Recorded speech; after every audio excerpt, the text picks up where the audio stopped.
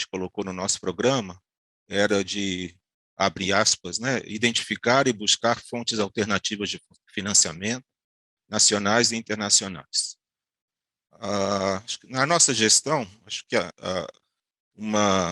a meta é fazer isso através de, né, por meio de uma célula que foi implantada ainda na gestão do professor Munir, que é o chamado Grant Office, né, o Escritório Geral de Apoio à Pesquisa.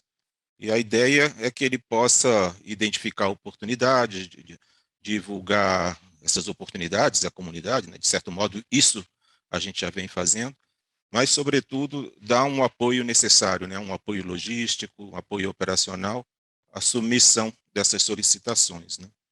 E acho que aí tem que ter uma atenção especial a estar mesmo, a gente se colocar na ponta da pesquisa, né, da pesquisa internacional, e identificar, enfim, guardando, claro, a nossa identidade, as nossas, enfim, prioridades nacionais, mas ter essa percepção de para onde grandes centros de todas as áreas estão olhando, né?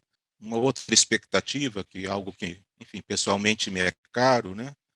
Eu diria que tem dois segmentos dos quais eu gostaria de me aproximar um pouco mais, né? Nessa gestão. Um desses segmentos é tudo que se refere ao ecossistema de inovação. Acho que a Unicamp tem no DNA dela característica de ser uma universidade inovadora desde começou assim, né? E hoje isso está arqui-estabelecido, né? Nós temos uma agência de inovação robusta, nós temos agora o RIDES, né? Eu gostaria muito que a minha gestão trabalhasse em conjunto, né, com os dirigentes, né, desses órgãos aí que eu citei. E outro segmento, né, como eu comentei, não está não tá em contradição, é o segmento de humanidades e artes. Tá? Inovação não é exclusividade das chamadas ciências duras, né, nem das tecnológicas. Né? E o que me preocupa, por que eu estou comentando sobre isso? Porque a gente viu recentemente uma certa desvalorização dessas áreas no país, por exemplo, excluindo dos chamados editais estratégicos, né? Temas estratégicos. Tá? E eu penso o contrário, né? Eu acho que é estratégico para o Brasil resgatar a criatividade de pensamento, né? Aliás, isso é inovação também, resgatar a riqueza do seu patrimônio cultural, enfim, fomentar aí uma reflexão livre, né, de amarras e preconceitos ideológicos. Eu gostaria de valorizar o papel dos órgãos complementares à PRP, né? E aí eu cito todos, né? A Comissão de Ética em Pesquisa, a Comissão de Ética no Uso de Animais, a Comissão de Gestão de Dados em Pesquisa, o Senapad, o Patigem, o Lactad, são trabalhos importantíssimos de super qualidade aí que estão sendo feitos por vários colegas, às vezes de uma maneira muito generosa, e dos quais a comunidade se beneficia, né, e pode se beneficiar ainda mais. Né? Talvez ainda precise ser mais informada, né, mais completamente informada sobre esses trabalhos. Então, a ideia é dar todo o apoio, toda a visibilidade a esses órgãos.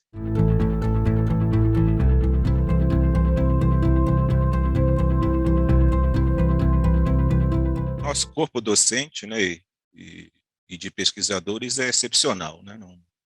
Não é segredo de ninguém isso, e cada vez que eu vou conhecendo melhor, né, acho que já conhecia bastante bem, né, quando eu me tornei diretor da minha unidade, passei a conhecer, enfim, a gente conhece e se admira um pouco melhor daqueles colegas que estavam mais próximos, e agora nesse cargo que trata, né, com a universidade inteira, eu vou conhecendo melhor e cada vez mais convencido disso que comentei. Né? O corpo docente, o corpo de pesquisadores são excepcionais. A Unicamp é super qualificada, super respeitada, no país e fora, seus programas de pós-graduação, mas a universidade tem espaço para crescer, digamos, em todos os rankings aí, né? Eu confesso que eu não encaro subir no ranking como um objetivo primário, né? Quando eu digo objetivo primário é porque no sentido que isso virá como uma consequência, né? Eu quero dar melhor condição de trabalho, eu quero que o pessoal se sinta mais apoiado e, em consequência, mais motivado, né? Uma ideia que saiu na última reunião do FIEPEX, que é possíveis editais do FIEPEX em apoio, de apoio emergencial. Já vinham ocorrendo esses apoios, mas, quer dizer, visando, talvez, numa primeira instância, os trabalhos de pesquisa e os laboratórios mais duramente afetados pela... A gente sabe que todos nós somos afetados, mas em termos da pesquisa, há, obviamente, os que sofrem mais, os que sofrem menos, pela característica, né, de mobilidade, de necessidade da presença, etc. Isso é uma coisa que gostaria de pensar na melhor forma de implementar.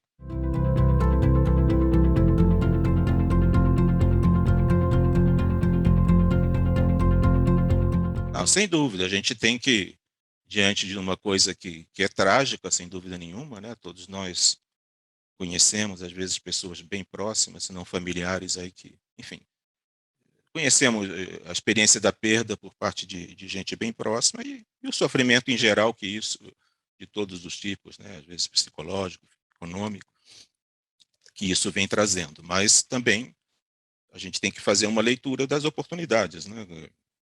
Eu acho que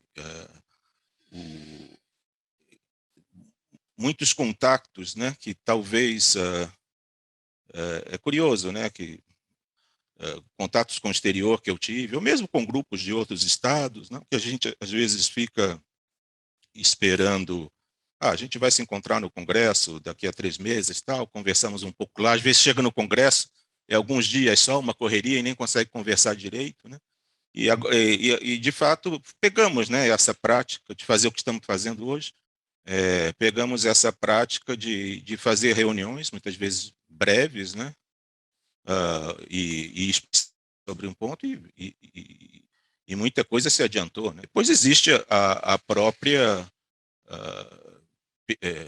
a própria necessidade de pesquisa na área, né, própria, que não é a minha área, é a área das doenças infecciosas, né, enfim, tudo que se refere às vacinas, tudo que, que se refere à assistência médica em situações duras como essa, e que eu sei mais por contato com os colegas, né, com alguns colegas envolvidos, e na própria Unicamp, né, de trabalhos muito interessantes que estão sendo, que foram e estão sendo desenvolvidos. Acho que a gente tem que aprender a ter um pouco, mesmo diante de um cenário tão triste, muitas vezes, um olhar positivo.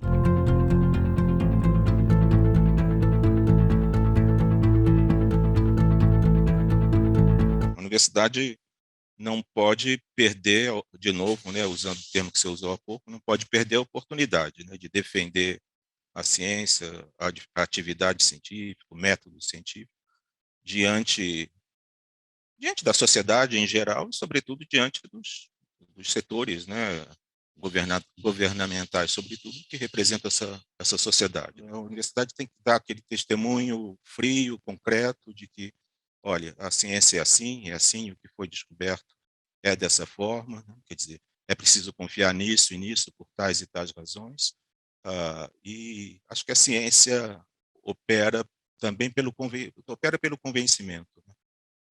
Para isso é muito importante que o cientista, né, o professor universitário, a classe universitária como um todo, uh, dê seja para a sociedade um farol, né, um farol de racionalidade, um farol de integridade diante da sua missão e da sua profissão.